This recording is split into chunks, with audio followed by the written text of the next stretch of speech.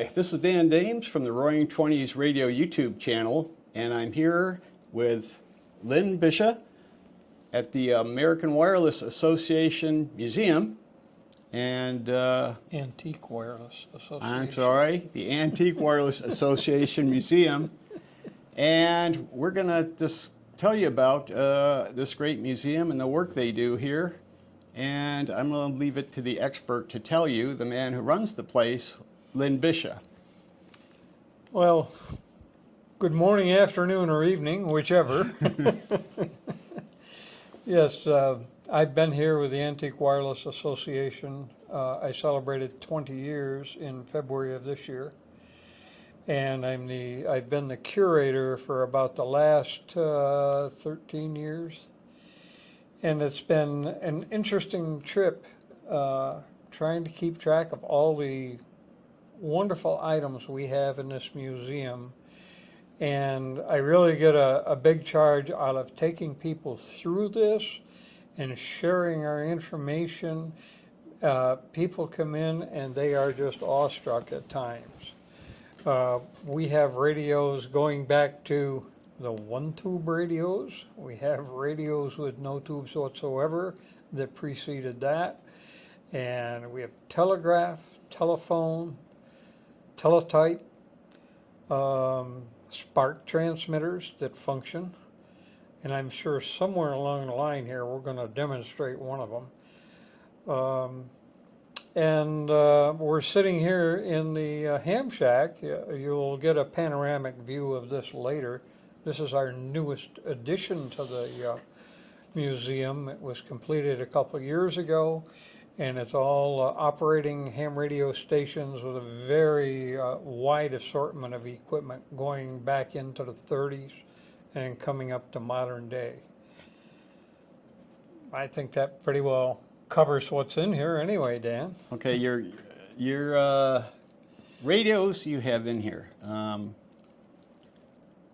are a lot of them working, or most of them what they call shelf queens? In this room, in the ham shack, not in the they're ham, all but working. just in But general. outside, a fair number of them work. Not all of them have even been tested. A lot of them are on the shelf just to show people what they were. It would be monumental to try and have every one of them functioning and let people try them out. Right. However, right around the corner here, you can't see it, but this set of shelves, there's a whole bunch of shortwave receivers. They are all hooked to a common antenna, and we invite our guests, and it would be mostly the hams that would be interested, but shortwave listeners would too. And they could turn any radio on and listen to whatever they want to and tune around the band, whatever. So there's something you can play with. Yeah. But most of what's out on the shelf would probably qualify as shelf queens, but they're usually pretty nice examples of whatever they are. We're always looking for, if something new comes in, is that better than the one we have? And The age of collectors, the median age skews older. And I have a friend who's a teacher, and electronics teacher, and I gave him an Atwater Kent radio and speaker to use in his class.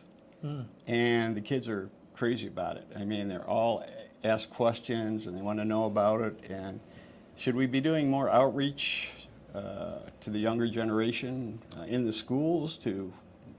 Well, we've done a little bit of the work with the schools, but we mostly had the schools coming here, particularly since COVID.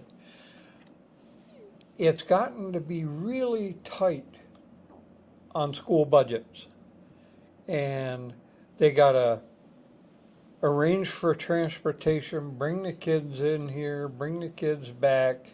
It takes a long chunk out of their day. This is where I would suggest somebody bring a couple of radios to the school, and for one day of the electronics class or part of an electronics class, hook them up and let the kids play with them. We have done a little bit of that, but not that much.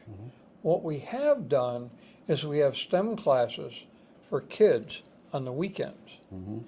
And we bring them in and we give them an introduction to radio, and we teach them theory and how the radio works and what all those parts are.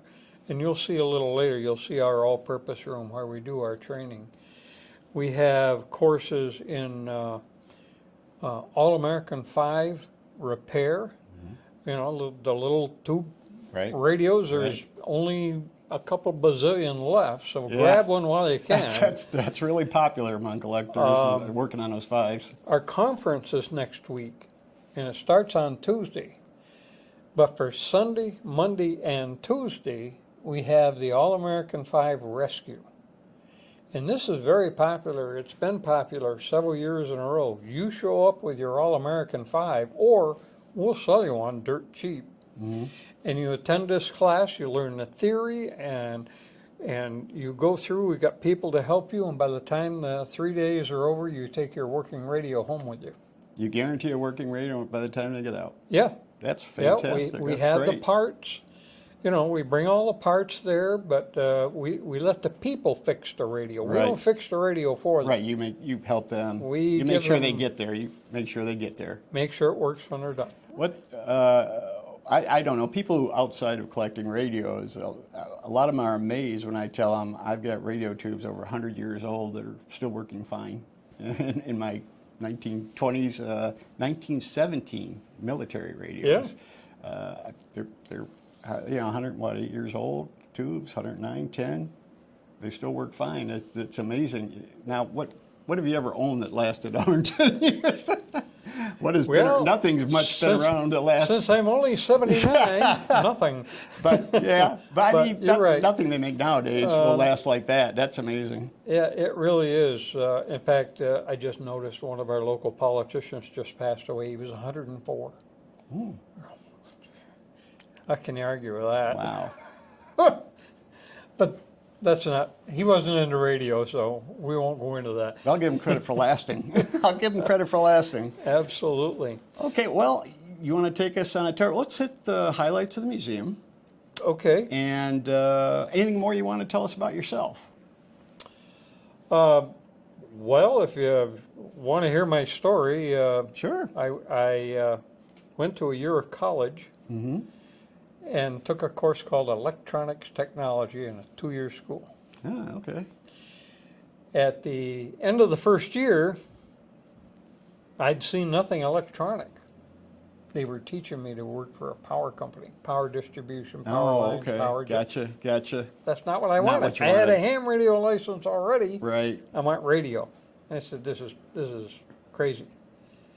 So I dropped out in 1965 and joined the Navy. And went into the Navy and ended up being an aviation electronics tech. And I got to work on radios and radar. I went to a school that was fabulous. And you were in your glory. They gave me exactly what I wanted. And I ended up in an air squadron. And this was 1966 by then. Mm-hmm. And of course, Vietnam was in full glory, whatever it was. Yeah, full mess. And they put me on the aircraft carrier USS Enterprise, which at that time was the highest tech piece of equipment anywhere in the world. And I'm from this little bitty town in northern New York, 1,200 people. It was phenomenal. And fortunately, although we did work in the combat zone, we sat 200 miles offshore and sent the bombers and the fighters in. Mm-hmm. And I sat in my air-conditioned shop, slept in my air-conditioned bunk room. Rough. And got my 3 miles a day, and the VA still talks to me. So it worked out very well, because I came out of that and went through, I was hired by IBM here in Rochester to work on their mainframe computers. And that was pretty much my field all the way through my earning years before I retired. And I retired in 2005, and a week later showed up here. Wow, and I am left. I am not about to either. This place is more fun. It's hard work, don't get me wrong. we bust our buns around here, to be honest. But all those Heathkit and Allied Radio and Radio Shack catalogs I used to read as a kid, Right. and Popular Electronics, Right. and we didn't have much money. I had 5 brothers and sisters, and we were comfortable, but not extravagant in any way. And now I have 4 buildings worth of all that stuff to play with. Wow. And I could take it home whenever I want, and Kid in a candy shop. literally. And it's the perfect retirement because I'm busy and I'm excited about what goes on here all the time. Fantastic. Yeah, there's times I go home and I'm really dragging. I'm exhausted because it was I'll bet. this big thing or that thing going on, and like next week for our conference, it's Tuesday through Saturday. Boy, by the time Saturday comes home, I'm whipped.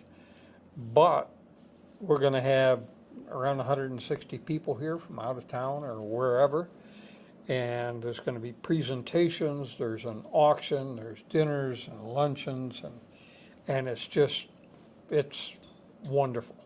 It's a Great. wonderful thing. Fantastic. All right. Later on in the video, I'll give you all the information on the location of the museum, contact information. And for now, why don't we go see some of the highlights of this great museum?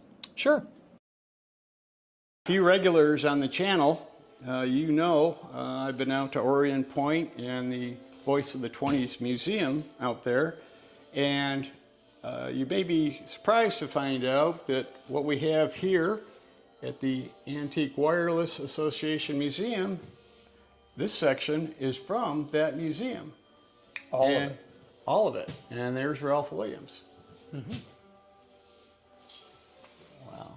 The interesting part is this is where they started. Ignition parts, distributors, Yep. spark coils.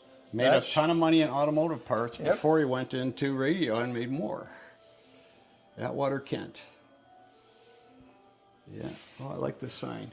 And there's Williams' book that was an AWA review, volume 12. You can still put those on the internet if you've got one and you want to sell it, and you get $75 to $100 for it. Wow.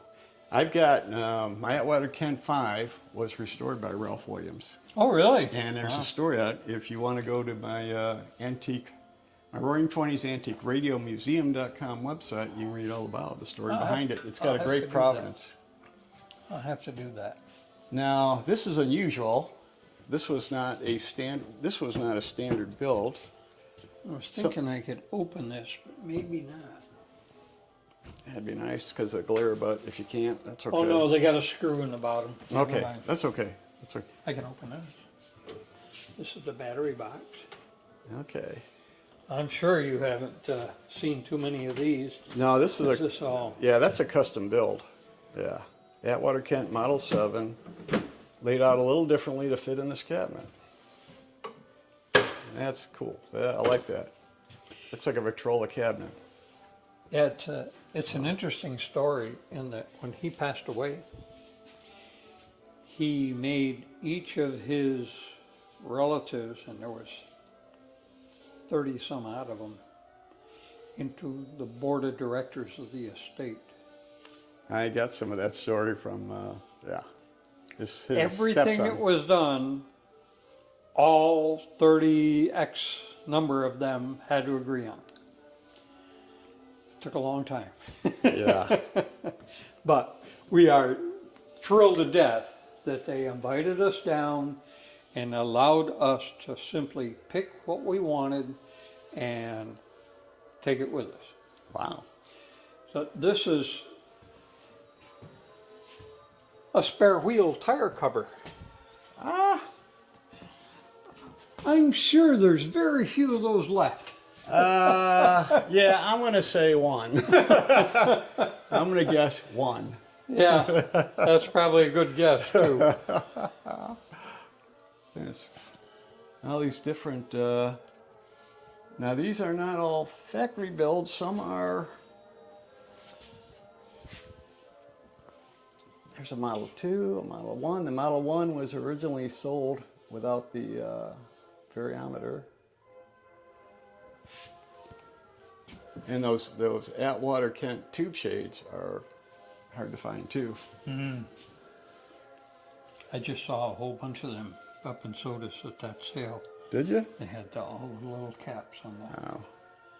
Yeah, I had some, and I had some extras, so I sold them, and they went for pretty good money.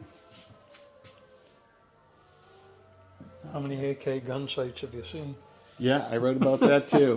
And that's I in looked at that and I go, gun sights, really? yeah, that's in my Atwater Kent autobiography, or my video on him. Okay, and the Art Deco Atwater Kent.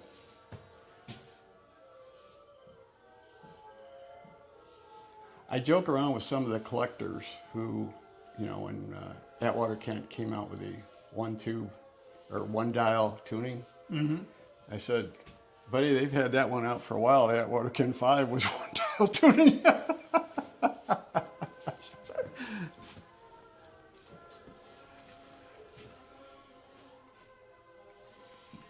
I think this opens up, doesn't it? Yeah. Man, that just came off of my Yeah, finger. the table radio, the famous Atwater Kent Oh, I'm going to have to take that table home and radio. glue it. Oh, yeah. The cruisers will kill me.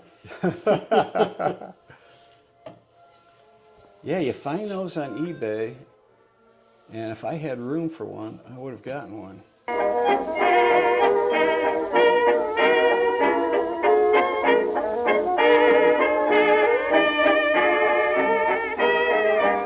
It's your show. Tell us about it. The contrast is amazing. In sound? So so we'll talk about Edison's invention here. Stick my cup up there. Wax cylinders. Just so people can see what a wax cylinder looks like. Little grooves. It's kind of like a record on a tube. And that's what it comes down to. And we can play it on this.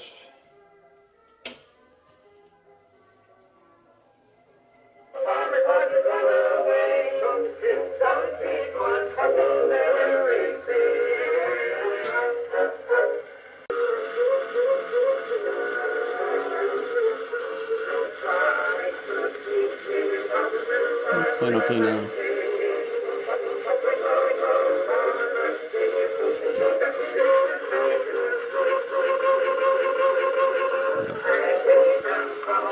That's okay. I could pick a different one if you like. So that gave you the idea of where it started. Now we get into the middle years. By the way, this is all wood. Yes. These are unbelievable if you had to buy one. Yeah. And again, this is all totally mechanical. There are no tubes.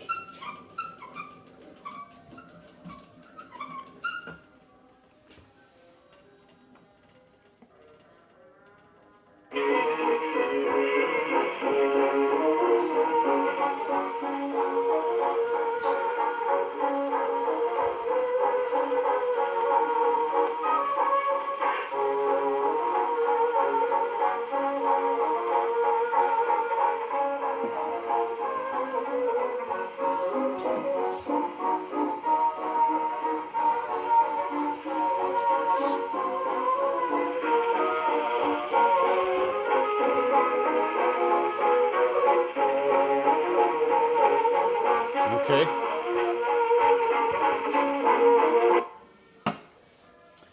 So let me give you a quick explanation about mechanical record players. This one's pretty oversized, so it's easy to see what's going on. Okay.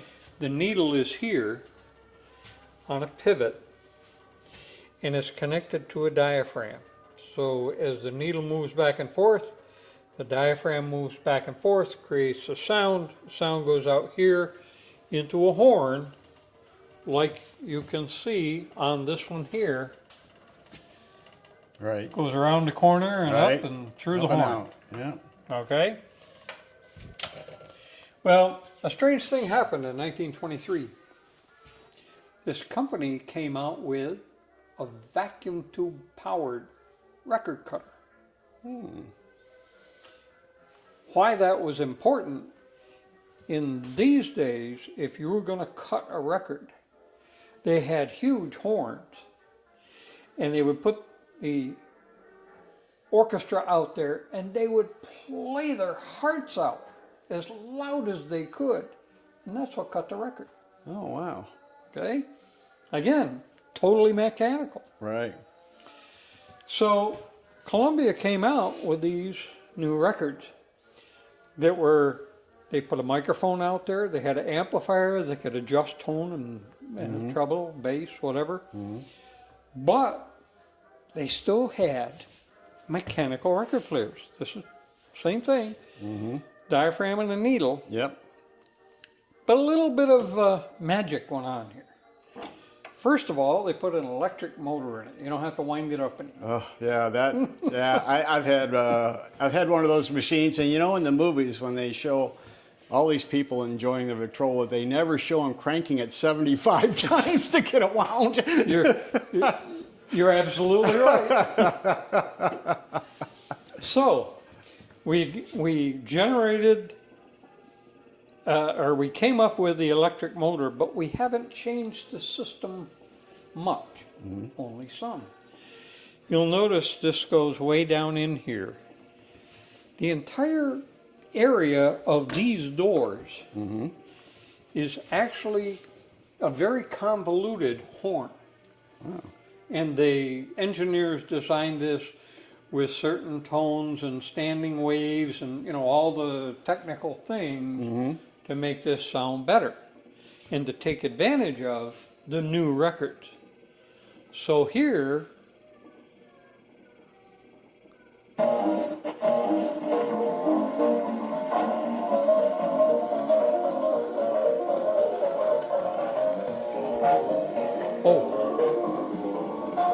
it has a volume control. Doors are your volume control. But listen to the difference compared to the other two. And that was the Columbia system. Much better. Oh, far Much superior. better sound. Yeah. Now, you need to get a shot of this. Let's go like streaming. Oh, yeah. That's good. That's good. I love the cartoons they have about the old days, and that's a good one. That's a good one. Well, there's another one here that you can get, but it's nailed to the wall. If you want to get a picture of that.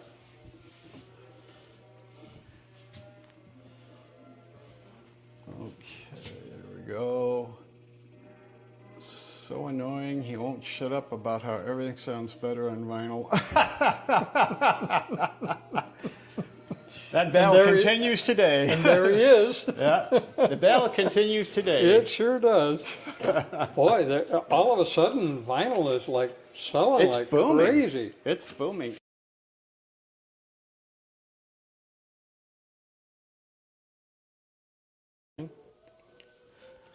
All right, me and Lynn are going to take a look at some consoles here, and this is the first one we're going to look at. Go ahead, Lynn, tell us about this one. Well, it's a Radiola 1928, Model 62. Okay. Its condition is amazing. And I went with another guy to pick this up, and we couldn't believe it when we saw it. This was in the basement of a lake house on Lake Ontario. And we're going, Moisture. Not too sure. Yeah. That's what it looked like when we picked it up. That's amazing. But it is one heavy piece, and the two of us had a heck of a time covering it with blankets and sliding it up the stairs to get it out of the basement. Well, we got it down here, and it's that beautiful. I mean, Yeah. you can't pass something like that. That is amazing. That is amazing. And of course, in the 20s, it was also difficult. You know, the guys are all enthusiastic about the radios, but not so much their wives. Yeah. So they made a little concession to the wives, and they came up with some kind of A little more pretty attractive. things. And there's a Philco from 1928 with a nice seat to sit down in front of it, and One of the early electrics. Yep, 1927, I think, when they first came out with the electrics, kind of big time. somewhere, yeah, 27. that's Yeah. got to be pretty close. Yep. Okay. We have a This is an unusual looking one. Midwest, and this one's pretty rough. Part of the reason for that is, guess where they were sold? In the Midwest. In the Midwest? So this is our only example of a Midwest radio, and it's kind of rough looking, but we like to get, since it's unique, one of a kind for us, Sure. we'll Sure. take it. Okay, let's take a look at that Zenith over there. That's a brand a few people might know of. Yeah, wait till you see the real Zenith. That's a very nice one there. Oh, I got to get back. That's get a full shot of that. 1942. That's a 42.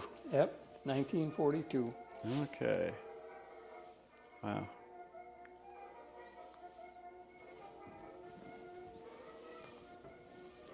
Now, does this have the motorized tuning on this one? I believe it I would does. think, yeah, I 42 think, it I think should. this is, Yeah, and oh, maybe, no, it isn't. No? That's band switch. the middle dial doesn't run a See. motor. The smaller dial on the end. No motor. That surprises I me. don't think it has a motor. Okay, that surprises me a little bit, but I don't know that for a fact, but I can't really see in there either. what do we got Hold on. over here?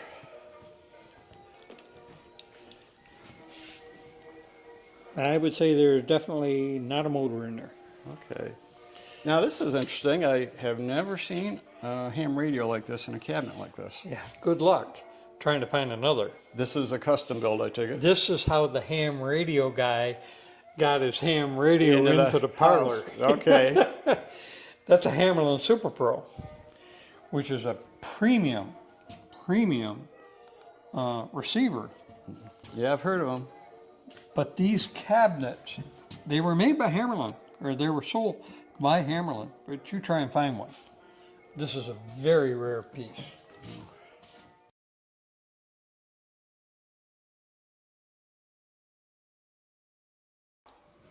Okay, this is a 1935 Stratosphere, and the radio that most radio collectors only dream of owning.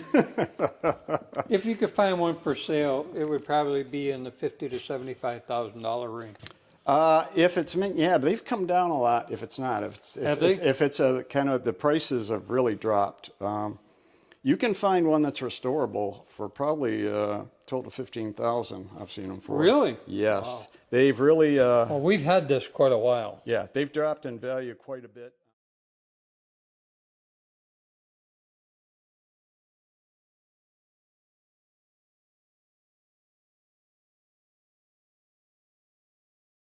And Come in here and then. this is all real authentic Marconi equipment. It's obviously not from the Titanic, Right. but identical to what was on the Titanic. Okay, gotcha. Where did you get? You didn't get all this stuff at once. You piecemealed this together? Yeah, one of our guys, his name is Jim Cruiser. Okay, I've Lives- talked to him. Yeah. go Okay, ahead. well, he lives over on Grand Island, which is Buffalo. Okay. And quite a bit of this stuff came from his collection. He also helped to set up the other Titanic Museum in an obvious place, Branson, Missouri. Of course. I don't remember the Titanic visiting that port, but No, I there's a don't. Titanic Museum down there. They must have bigger rivers than I thought. I just don't offer the explanation. Wow. But this is authentic equipment. And these things, this is cast iron, Wow. okay? And I don't remember which one it was. I think it was the smaller one, way back before 9/11. He brought that home on an airplane as carry-on baggage.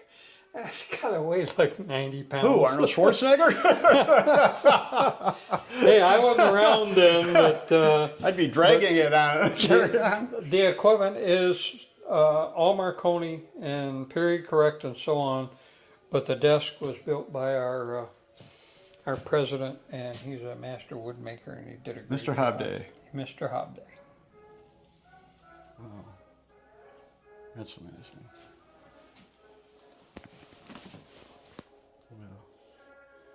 Man, look at those keys. Those are the biggest keys That was keying some serious current. How many volts you think coming through there? I honestly couldn't tell you.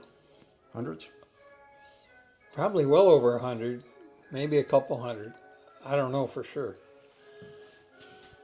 And here's our model of the Titanic. And a lot of the other equipment from those times. Ignore this transmitter over here. It's simply resting there. Not really that applicable.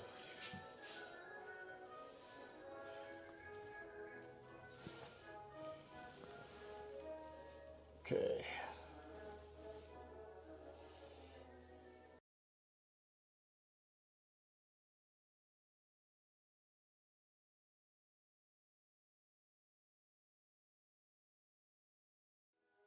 You're on. Okay, this is one of our small spark transmitters, and this is what a radio amateur might own in the early 20s or even late teens. It's a loose coupler, a cat whisker detector, and a tuning capacitor, and that's the receiver. The rest of this is the spark transmitter that generates the spark, which is generated by the high voltage transformer and goes out through coupling and out to a long wire antenna. Hit that again, will you, for the spark? Okay, gotcha. Okay, cool. So this is what a radio amateur might own. And our friend Ed Gable, who is a longtime AWA member, did some research in Rochester and found out at one time in Rochester there were about 15 different radio clubs. Because this will go about 6 or 7 blocks. Okay. And then that's it. So would they do a relay? You had these these little groups here, and there was 15 little groups of about a 7-block square area that could talk to each other with radio. Wow. Okay. So this is like, I think it's somewhere a little less than 100 watts. Okay. Okay. And the carbon spark gap here obviously is burning up the carbon. Right. So you're continuously adjusting, aligning it, and it's fussy. Okay. Well, they came up with a rotary spark thing where instead of having the 2 carbon electrodes, here's your 2 electrodes and a motor to spin. Ah, okay. Now, when you turn the motor on,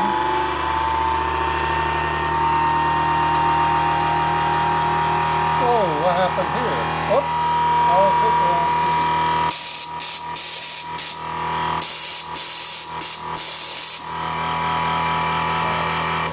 Frankenstein's laboratory, it sounds like.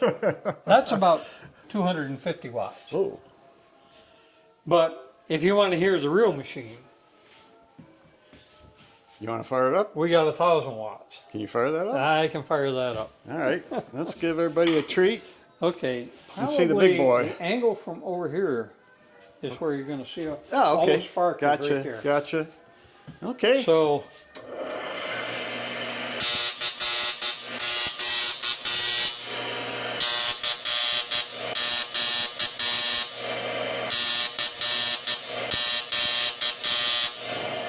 that was SOS? that's a kilowatt. No, that's CQ. You want to hear SOS? Yeah.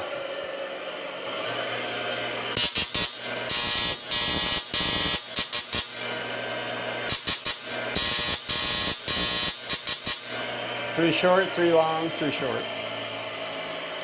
That's 1,000 watts. Now, how far would this transmit for? This could probably go 100 miles, maybe. Does the antenna make much difference?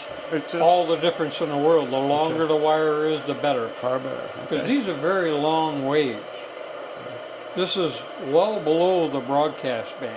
Now, at one time early on, they thought when you get above the M band, the shortwave was useless and wouldn't transmit that far, and that's why they, That's right. at the beginning, thought long wave was the way to go.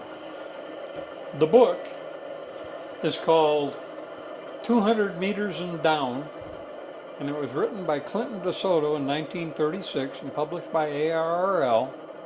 And it tells about how the amateurs were thrown out of the low frequencies because in the bigger cities or port cities they're interfering with ship to ship, ship to shore, all this other crap, and they're going, well, you guys just go up there and use that 200 meters and shorter, and we're going to continue doing our long distance Because they didn't think shortwave would go that far. And Not a chance.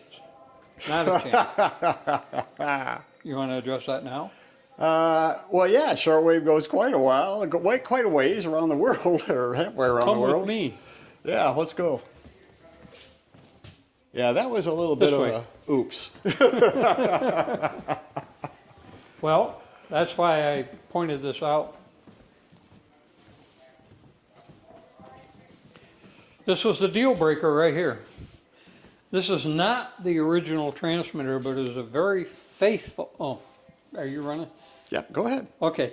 This is a very faithful reproduction of the original 1BCG transmitter. In Excuse me. Okay. Okay, go ahead. Okay. So, in 1921, a bunch of these despicable ham people put this thing together, and they wanted to see if they could cross the Atlantic Ocean with RF in CW mode. So we have 4 of these 204A tubes, and this puts out somewhere in the neighborhood of 400 watts. Could you explain CW to people who don't know? Oh, CW, I'm sorry. Okay. CW is Morse code. Okay.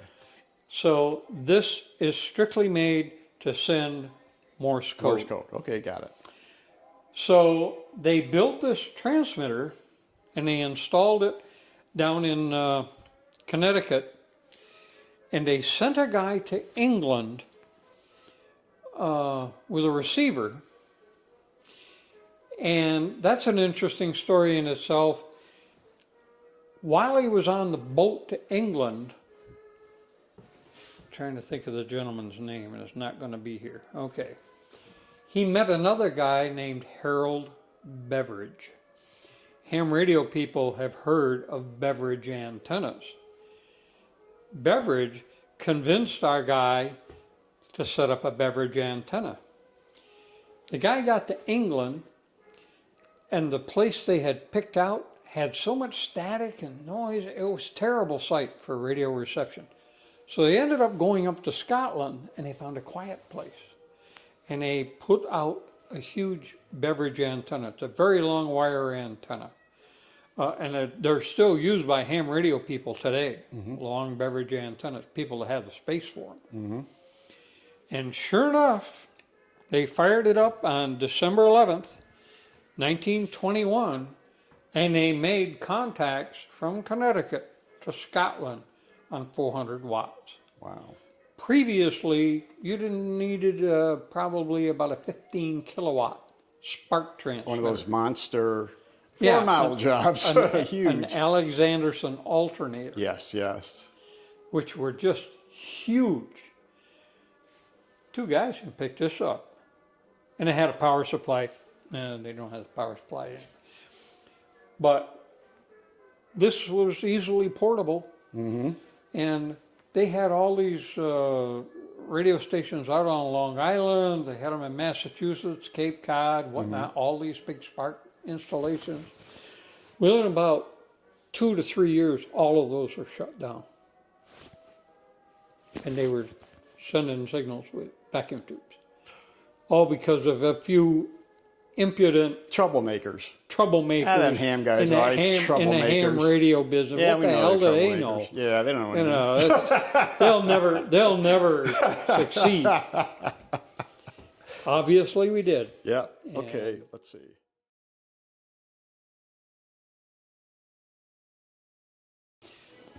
This is a car transmitter and receiver.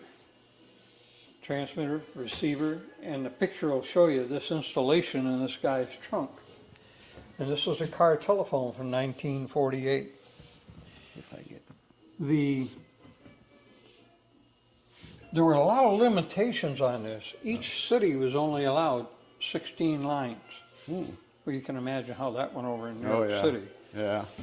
But this is where it started. It got developed along the way. They had tube stuff. It made it up into transistors. And then the Motorola people, the Bell Labs people said, we can do better than this. So they went out and came up with the basic concept of cell phones as we know them today. Mm-hmm. So they built this system around Chicago. They put up a whole bunch of towers, and they put a bunch of cars together. They couldn't find any American manufacturer to build the equipment for them, so they went to this company in Japan called Oki. Mm-hmm. If you ever saw an Oki data printer, a long time. Yeah. Oki built it.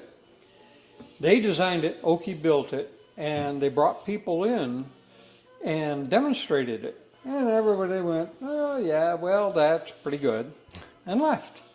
And it was like 3 years later before cell telephones started coming out. One thing to notice, this has an HF button for hands-free. Ah, wow. The other thing to notice, if you can get it, this is serial number 1. Oh my goodness. This is the world's first Wow. cell Get that in there. telephone. It's kind of hard to read, but it's there. Now, once it's blown up on a big screen, I think I'll be able to read that fine. Yeah. Okay. And we all know what happened after that. Oh, yeah. Yeah, we sure So do. there's the oldest, and here's one of the newest. This is a sat phone from, it's an Iridium phone. These are available today. You can get your own, and they're not horribly overpriced. They're like $60 a month, but you only get maybe 10 or 15 minutes of talk time. For $60 a month? Yeah, well, That's kind of limiting. Of course, if you got a friend on the other side of the world. if you're in the middle of the Atlantic in a rowboat trying to get you might rescued, figure it's worth it. could be worth that. Yeah. Yeah, that's true. So. Okay, I'm going to head into the Ham Shack, and we're going to talk to Lynn, and he's going to show us the pride and joy of the museum. They're fantastic ham shack, and they've done a great job. Here we are in front of the James Millen rig. James Millen, W1HRX, was the president of the National Radio Company, and he had his engineers custom build this for his radio shack up in Massachusetts. And it has one really interesting feature. If you can come over here, Dan, and just get a look at the button and the switch here, and I'll explain why that's important. Right here. Ah. Okay. Now the car collectors are going to know what we're talking about with that little push button. Okay.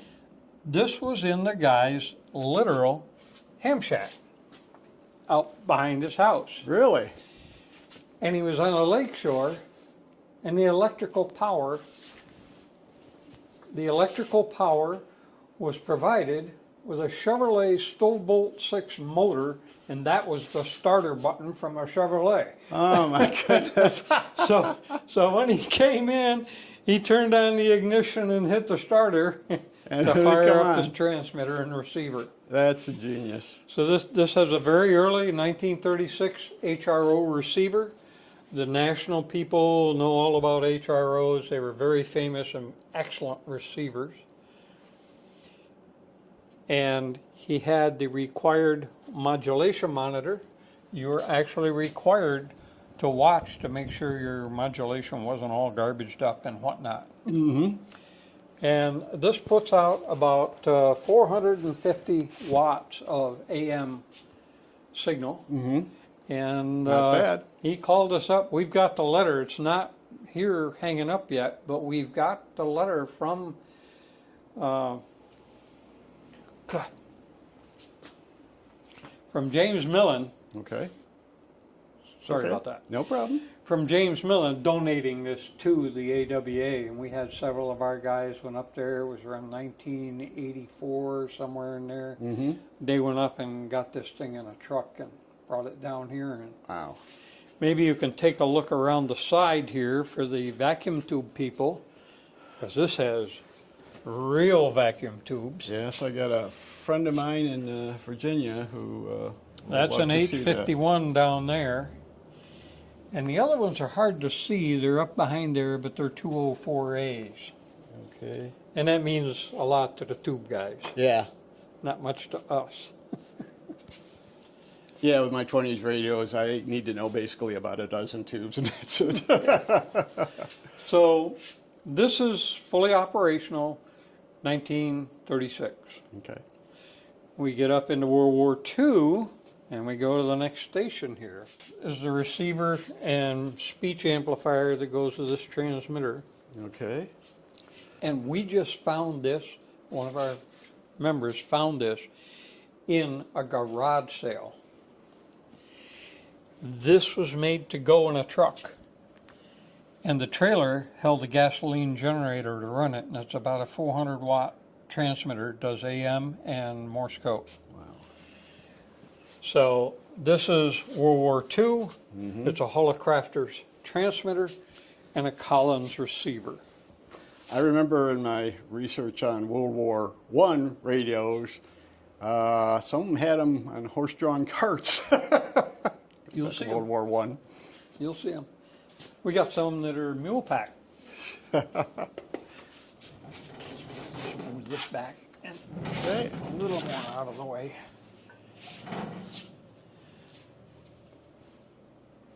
So this is the next.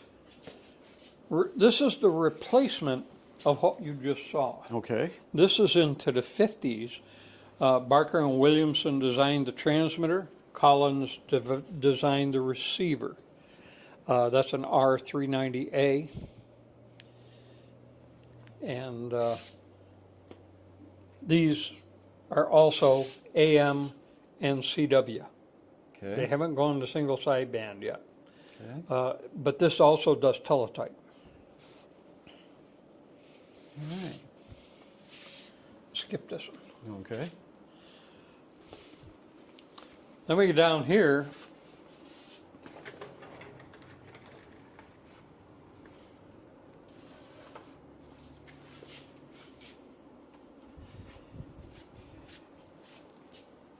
And the ham radio people go nuts on this in the late 50s.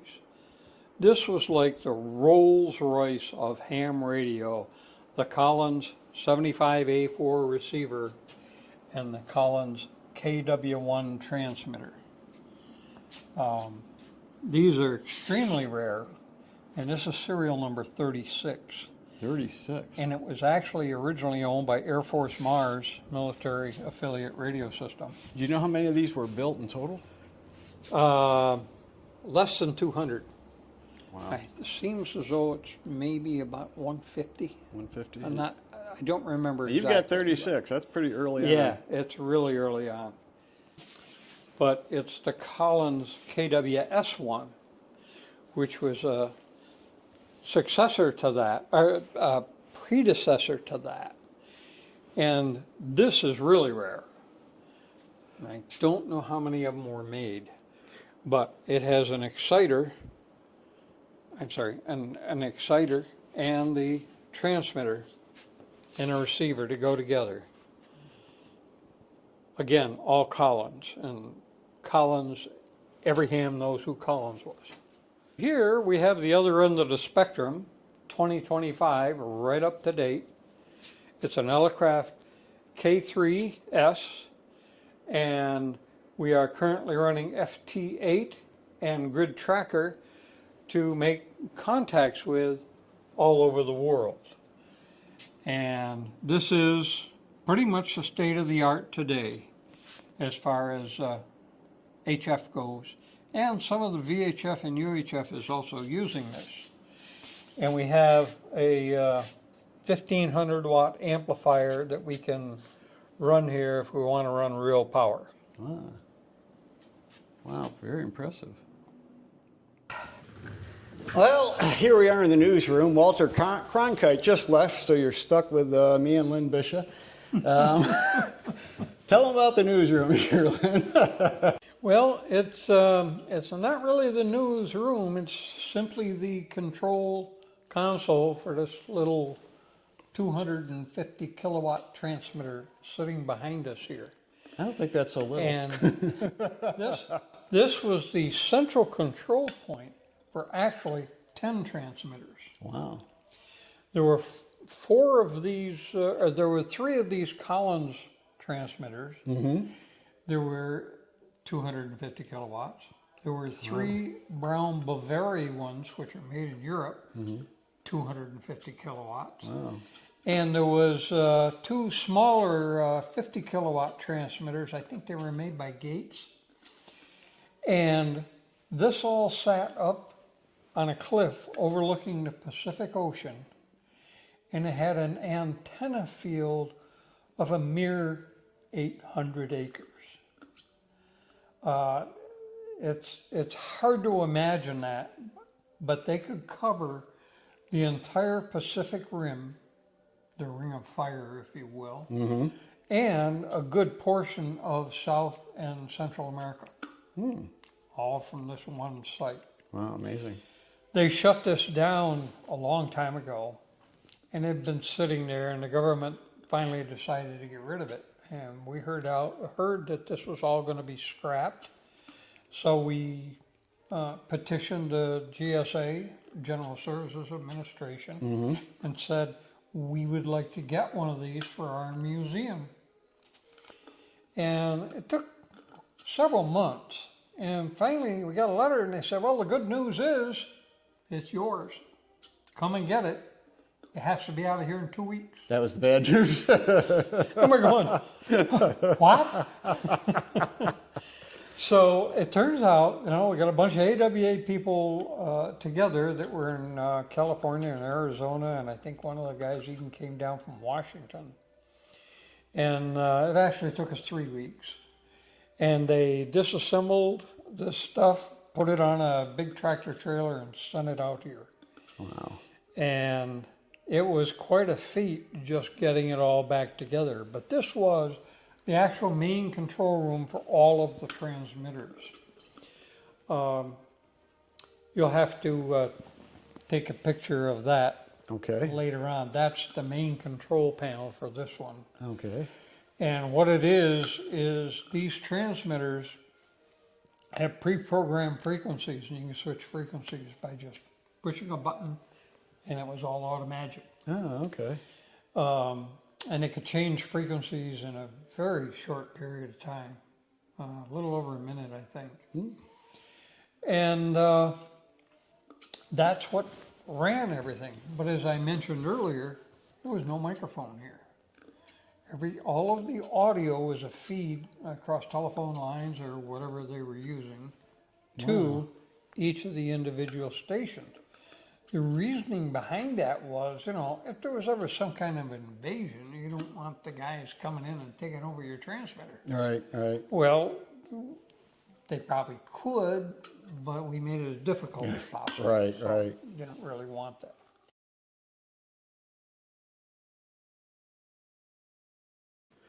Okay, Lynn, why don't you tell us what this room's for? Well, this is our all-purpose room, but it's where we do our STEM program, which is for kids of any age, on Saturdays. And we have several different programs. We have a build your own guitar amp, and several other things. All-American 5 radio repair. And if you walk up near the front, you'll see our All-American 5 radio. Why don't you take us up there? I'll Laid follow out. you. I'll follow you. Okay. You're the boss.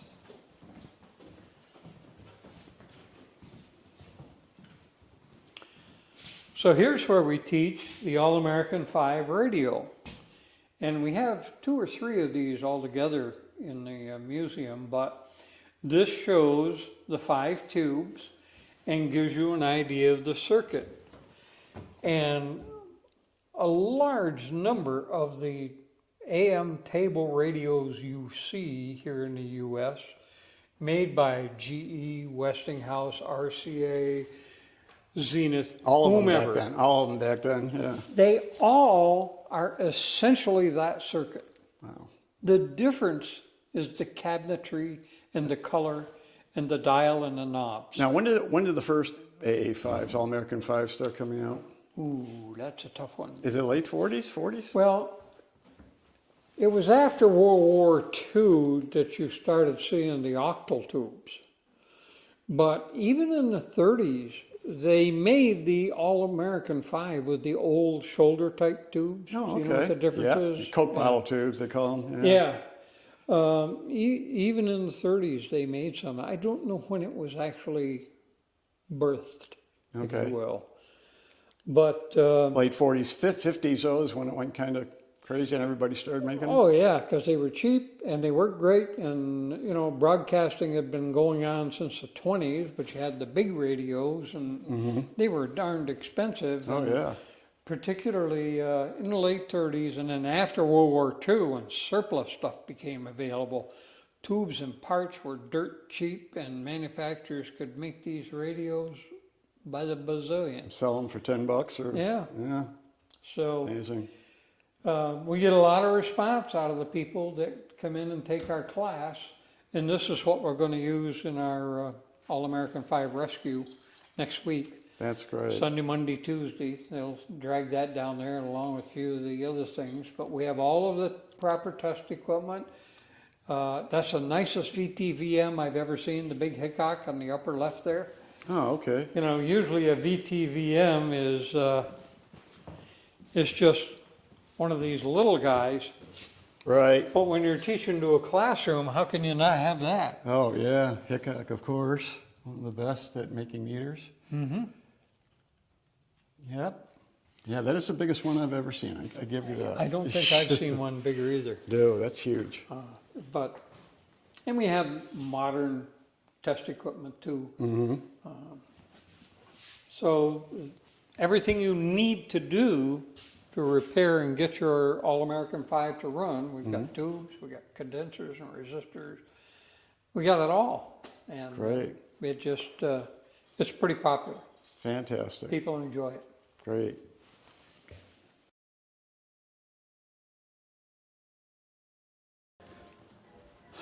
Okay, Lynn, I want to thank you for the tour. Well, my pleasure, to say the least. And I appreciate you coming out here on your day off. And Not a problem at all. I'm only about a half hour away Oh. up in eastern suburb of Rochester, Penfield. okay, well, I appreciate you coming out here and meeting me here and giving me my own personal tour of the museum. It's a great place, and I highly recommend it. The Antique Wireless Association Museum, and here in Bloomfield, New York. And it's a great place. You got to make sure when you're coming east, stop here, stop in. Even if you're not a radio collector or particularly interested, I'm sure if you come in here and you see what's going on here and Lynn gives you the tour, your eyes will be open to a lot about radio and the effects it's had on history and even today. That without radio, we wouldn't have a lot of things we have today, like Bluetooth. We all love that Bluetooth, and satellite communication. And it all stems from early days of radio. If I can add a small encouragement there, Sure. one of our most popular tours is the Mystery Bus Tour. Okay, what is that? In the Mystery Bus Tour, you pay your money and get on the bus and sit the heck down and shut up.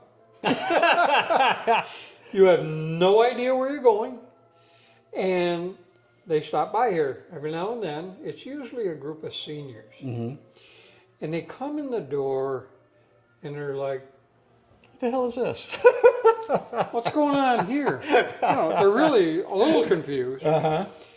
And by the time that we take them down and we give them the whole grand tour, and they come out and they're just like, whoa, this is a really cool museum. It is. And these are people with no interest in radio particularly. They're not hams. They're, they're not collectors. They're just Joe Blow. Yeah, but the history is amazing. The history is what we love. And you will find that all of the docents, historians that we're calling them now, that work here are just as enthusiastic as I am to show this place off, because we're really proud of it. I could tell. I could tell talking today. You really were. And I joined several years ago as a lifetime member of the American Wireless Association. And it's been a pleasure to deal with them every time I have dealt with them. And they've helped me at times when I've had to call them and I needed information or a favor, and they've always come through for me. That's another good thing. We have an extensive library of books. It is not open to the public. It's not a lending library. But if you need information, you can come down here and we'll take you back there and let you look for stuff. And, we've got copiers. Also, people request stuff by letters, and we'll go in and make copies, and if we can help you out, we'd like to. That's great. Well, that's it. I'm here with Lynn Bisha at the Antique Wireless Association and Museum. And what's your numbers again? W2BSN. Right. And thank you, Lynn, again. Oh, you're more than welcome. And this is Dan Dames from the Roaring Twenties Radio YouTube channel signing off. We'll see you again in our next video. Bye-bye. Hi, it's me again. I'm outside the Antique Wireless Association Museum, and I wanted to let you know that they've changed the name of the museum. The museum is now called the Communications Technology Museum, and let me show you.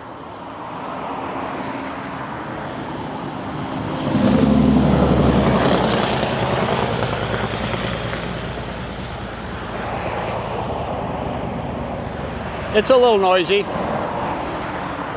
but I wanted to let you know, and so did the Wireless Museum wanted to let you know about the name change.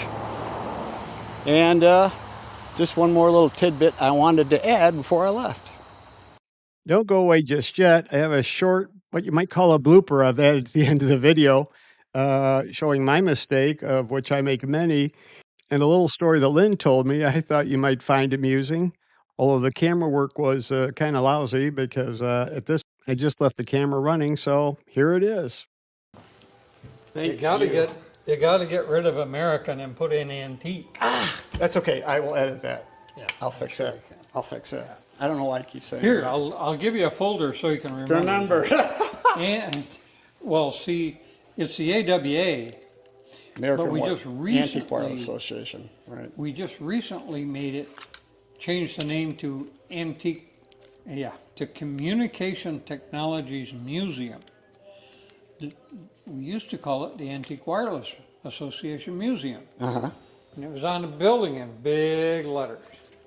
Well, the problem is, if you drive 5 and 20, there's antique stores everywhere. Yes, I saw that. People take one look, they see the word antique. Yeah. They come in here when they find out we want to charge them admission. They get all indignant. This is a museum. Did you read the sign on the front of the building? Yeah, that's funny. We're not paying any money. And they get in a huff and drive off, and it's like, what? It's not my problem.